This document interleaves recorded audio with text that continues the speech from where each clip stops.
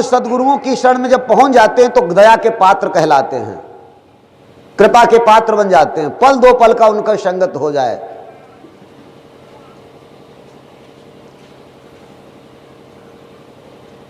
क्योंकि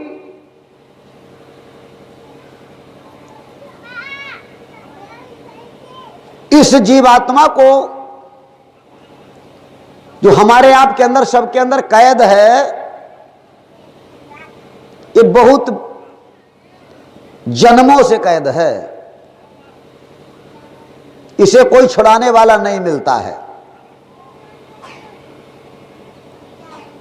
जब संत सदगुरु आते हैं वही छुड़ाते हैं। पहली बात, दूसरा छुड़ाने की हिम्मत भी नहीं कर सकता। जिसने कैद कर रखा है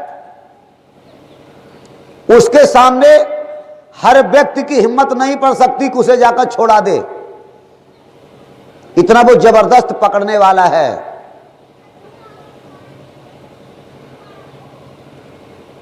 उसके छुड़ाने वाले में कितनी ताकत होनी चाहिए, कितना पावर होना चाहिए, ये साधारण लोगों के समझ के बस की बात नहीं है जो कैद से छुड़ा ले।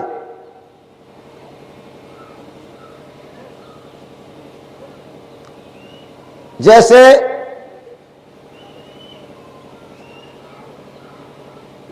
एक तोता पकड़ के आया, अब वो पिंजरे में कैद कर दिया गया। तोता नहीं चाहता था मैं इस पिंजरे में रहूं, और जिसने कैद कर रखा है वो पिंजरा लोहे का है, सेव रखता है, संतरा रखता है खाने के लिए। उसके 10-20 लोग परिवार में हैं। कुछ लोग परिवार के भी चाहते हैं कि ये तोता उड़े जाकर जंगल में अपने चुने जाकर, लेकिन जिसने कैद कर रखा वो बोला कि जिसने अगर पिंजरे में हाथ लगा दिया सबके हाथ काट लेंगे। पूरा परिवार उससे डरता है। कभी कभी वो मालिक से भी गिड़गिड़ाता है कि मुझे पिंजरा से बाहर निकाल दो, मुझे अच्छा नहीं लगता है, ये पिंजरा मेरे लायक नहीं है। तो पालने वाला गया बाहर, वहां से वो चांदी का पिंजरा खरीद लाया, उसमें से निकाला, उसने उसमें बंद कर दिया। कल तुझको ये पिंजरा नहीं अच्छा लगता है, इसमें रह।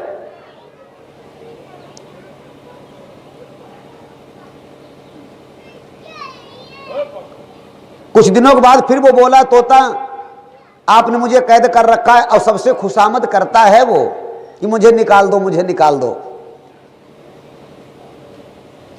तो सब यही कहते भैया हम नहीं निकाल पाएंगे।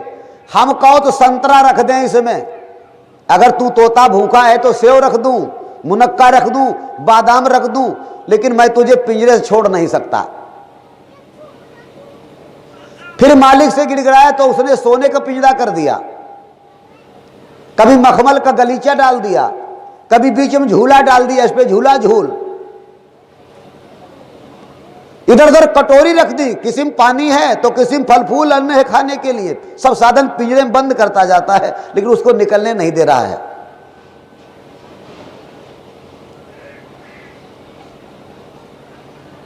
अब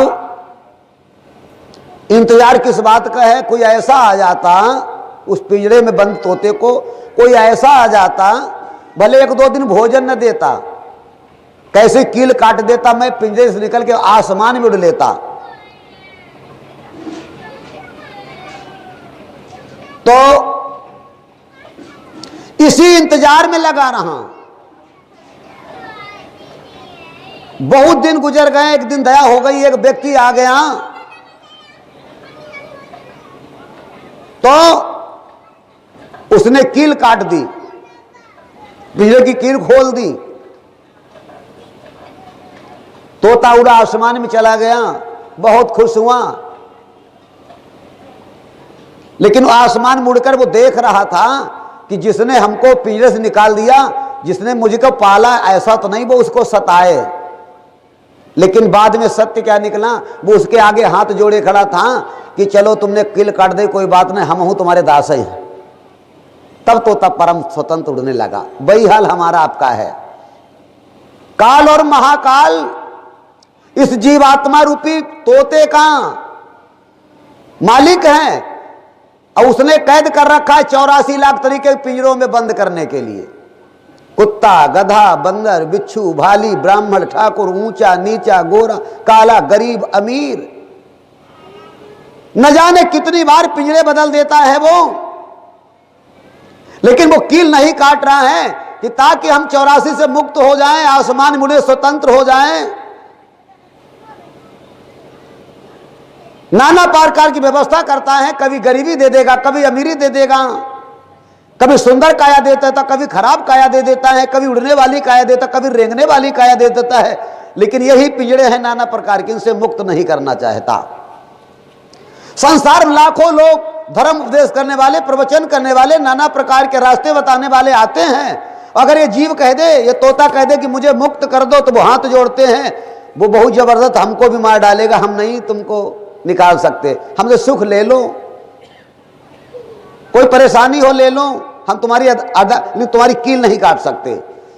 इसी प्रकार जब समय का तत्वदर्शी कोई सत्पुरुष आ जाता है, जिसके आगे काल और महाकाल दोनों हाथ जोड़ते हैं,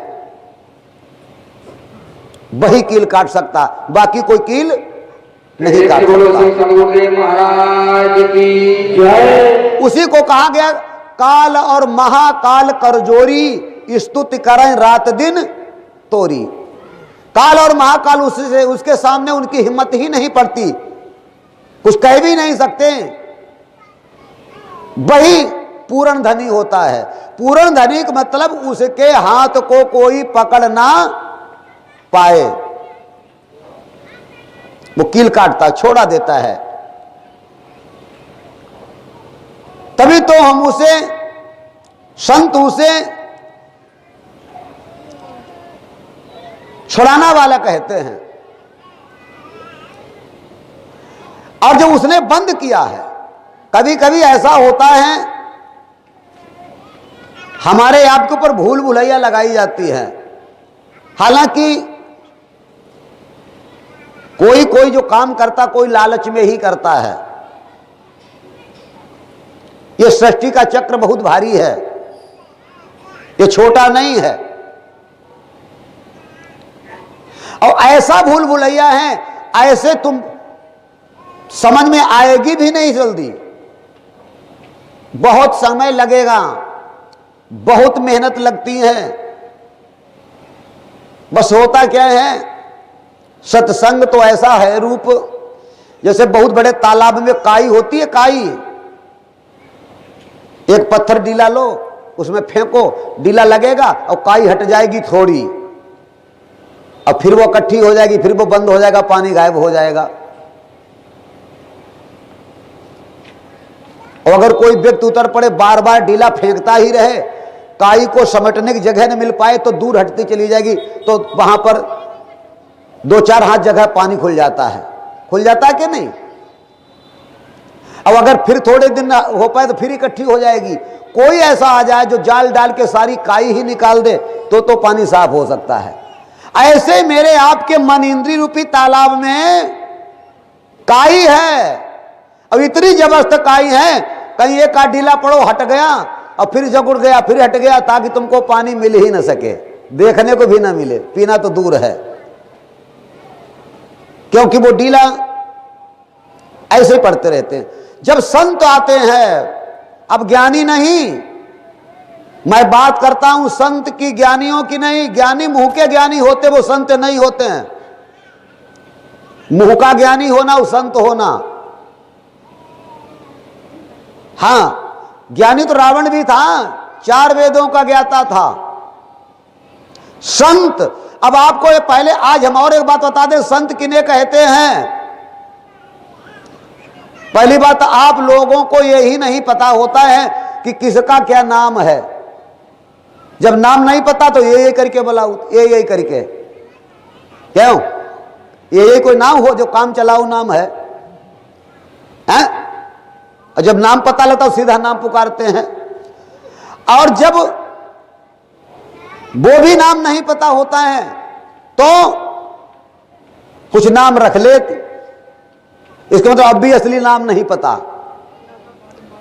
असली नाम जब पता लग जाएगा तो तुम पूरा रहस्य जान जाओगे। कुछ लोग ऐसे होते हैं, कहा भैया तुम नहीं जानते, कहे हाँ जानते हैं, उनको नाम नहीं जानते, रूप से जानते हम। कुछ लोग का तो रूप से जानते हैं, नाम से जानते, रूप नहीं जानते। कुछ लोग का तो नाम गांव हम सब कुछ उनको जान। ऐसे भी लोग होते हैं जानने वाले। कुछ लोग कहते हैं हम नाम जाना है, गांव जाना, उनके कर्म जाना है, खेती बाड़ी घर मकान उनके जो कुछ वकील तांसो सब हम जाना है। ऐसे ये पहुंच का मामला है। कलिकाल में ज्ञानी, कल रोज मैं बताता हूं, ऐसे फंस गए हम। आप कुछ नहीं जानते फिर भी कहते हम सब कुछ जानते।